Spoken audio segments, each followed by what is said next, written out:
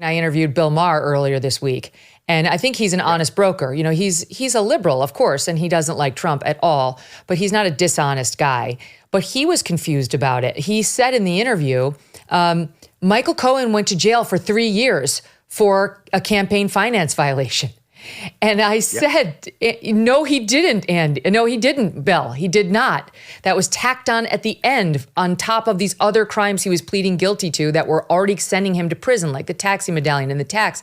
So, but even my point is that if the Bill Mahers of the world believe that, who I think, even though he hates Trump, I think he's searching for actual info, though clearly in the wrong places sometimes, they believe, and I'll bet you the jury believes, Michael Cohen went to jail for 3 years for this so-called underlying crime he committed, quote, with Trump. Yeah, look, the due process protections that they are bulldozing to get this guy, those are our due process protections. And if they can take them out against Trump, they can take them out against anyone. And that's what ought to have people upset. Look, I don't care if Trump commits a serious crime. It's fine by me if he gets convicted. What I'm jacked up about with respect to this thing is it's a due process travesty. They are making up a crime and they're politicizing the system to get their political enemies. And if people think that Trump is their only political enemy and that this is all sui generis and they would only do it against Trump and never against anyone else, you're out of your mind. So, Phil, the way this is going is the prosecution's going to argue, everybody has the closing arguments on Tuesday, that the Access Hollywood tape came out in October of 16. There was a total freak out and panic on the campaign. That's when Stormy came forward and threatened to go public with their alleged affair, that Trump had a meltdown over it, saying, there was testimony, guys may think this is actually kind of cool, but the women are going to hate it and hate me. And I can't have this get out. Pay her off, $130,000. That's why Michael Cohen took out the home loan and paid her the $130,000, and that it was agreed per handwritten notes by Alan Weisselberg, the CFO of the Trump Organization, who was not called to testify by anyone, who's sitting in Rikers right now, that Cohen would be repaid in the amounts that we've all gone over, $130,000 times 2, so that they could take out the taxes of it. Then the $50,000 he allegedly reimbursed this group Redfinch, which did polling on Trump, which we'll get to in a minute. You know, we've talked about this before, but it was a lie, and he defrauded Trump out of some 60 grand. We'll explain in a second. And then some other monies in there. And that this was all agreed by Trump, by Alan Weisselberg, by Cohen. Trump blessed it, and understood that it was going to be repaid under a, quote, retainer agreement with Michael Cohen as his lawyer in 2017 through 18, even though Trump knew very well Michael Cohen wasn't going to be doing much legal work, if any, for him over that time. This wasn't retainer for legal expenses or services. It was a reimbursement.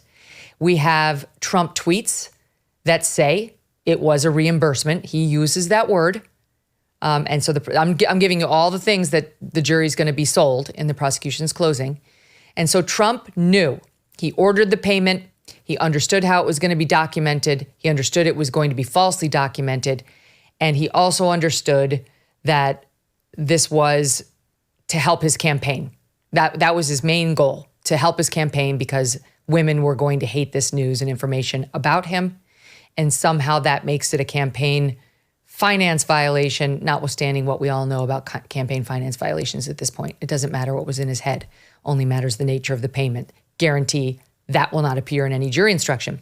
They're going to show the jury, I just pulled them for fun, Trump checks that say retainer with Donald Trump's signature on them. They say retainer. And they're going to say that was a lie. It wasn't a retainer. It was reimbursement. They're going to show the jury the Alan Weisselberg handwritten notes that show the monies laid out. And that's the entirety of the case. There it is. Chicken scratch, Weisselberg shows the plus 50 paid to Redfinch, and it's got all the numbers laid out there for Cohen and what he would get. That's their case. And if the jury believes Michael Cohen, that Trump blessed it, that he had a phone call with Trump, that Trump was at that Weisselberg meeting and that they got explicit about how this is going to go down, they have enough to convict based on the way this jury instruction is likely going to be fed to them with wrong descriptions of the law. Am I wrong? No, I think you're right. And see, it doesn't matter because Trump, first off, it's okay for a political candidate to do things to help their campaign. It's okay for a campaign to do things to influence an election. That's what campaigns do. You know, Andy's point about this case being a due process travesty is very, very well taken. What you just went through, Megyn, shows clearly why the jury really needed to hear from a campaign finance expert. And we know that, of course, the judge has his thumb on the scale in favor of Alvin Bragg, and of course would have curtailed this man's testimony to the point that it would have been absolutely useless. That in and of itself, I think, is reversible error. You've got to let a criminal defendant put on a defense, and you've got to let expert witnesses give opinion testimony when they know more about a subject than the layperson on the jury knows.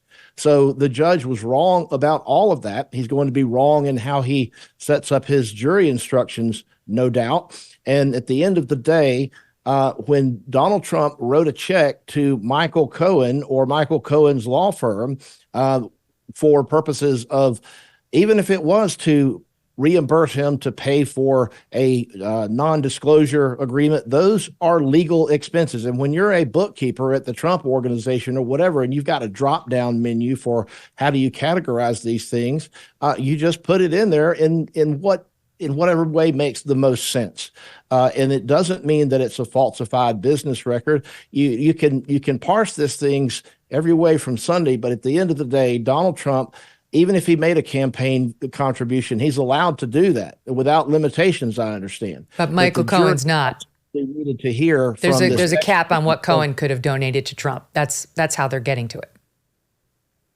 Yeah, well, right. You know, so that may be, but at the end of the day, if they're trying to say that Cohen made a campaign contribution that was illegal, well, that's on Cohen. Trump, if the money's coming from him and it's meant to be a campaign contribution, it should be perfectly legal. I don't see the crime.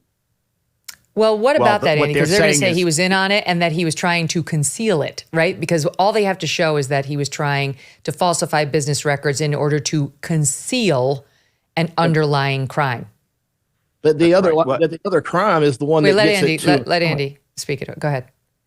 Well, I think Phil is right about what the caps are, but the crime that they've alleged is causing these other violations. So the way they're going to hook this into the case, more than likely, is this New York election law statute that makes it a crime to conspire by unlawful conduct to affect the outcome of an election or influence an election. So what they're going to say is that it's a conspiracy to defeat the campaign finance laws. And even though Trump, and I expect the defense is going to highlight this because they haven't, the judge hasn't left them with much, they're going to try to say that, look, Trump is the candidate. It doesn't make any difference. He doesn't have any ceiling. But what they'll come back, the prosecutors will come back with, and this will be borne out, I'm sure, by the jury instructions that we're not allowed to see, is that it's alleged that Trump caused Pecker to violate the campaign finance laws in connection with the McDougal non-disclosure agreement, and that he caused Cohen. Cohen, by the way, has already pled guilty to causing Pecker to do it in the federal case. And what they're going to say is that that Trump caused both of them to violate their caps. And the one other thing I want to add, Megyn, because I think I got this wrong when we were talking with Dave last week. I was puzzled about the checks because I saw pictures of the checks and the checks don't say retainer on them. They don't say anything. And I realize now, having read the transcript, that the checks came with a stub. Dave and I were in different places, and it's the stub that says retainer. Yeah. So he's right about that. Just to show it up. That you can see it. Yeah. The check is at the bottom with Donald Trump's name, and it doesn't say retainer, but the stubs do. Retainer. Yep. Let me tell you a story about a guy named Leo Grillo. Leo was on a road trip and came across a Doberman. This dog was severely underweight and clearly in trouble. Leo rescued the dog and named him Delta. Sadly, Delta was just one of many animals that needed help, And this inspired Leo to start Delta Rescue, the largest no-kill, care-for-life animal sanctuary in the world. They've rescued thousands of dogs, cats, and horses from the wilderness, and they provide their animals with shelter, love, safety, a home. April marked 45 years since Leo rescued Delta. Delta Rescue relies solely on contributions to stay open. If you want caring for these animals to be part of your legacy, speak with your estate planner, because there are tax benefits too. You can grow your estate while letting your love for animals live well into the future. Check out the estate planning tab on their website to learn more and speak with your advisor. We call dog a man's best friend for a reason. You can help those who need it most. Visit deltarescue.org today to learn more. That's deltarescue.org. Hey, thanks so much for watching. If you like what you just saw, hit the subscribe button for more clips and full episodes.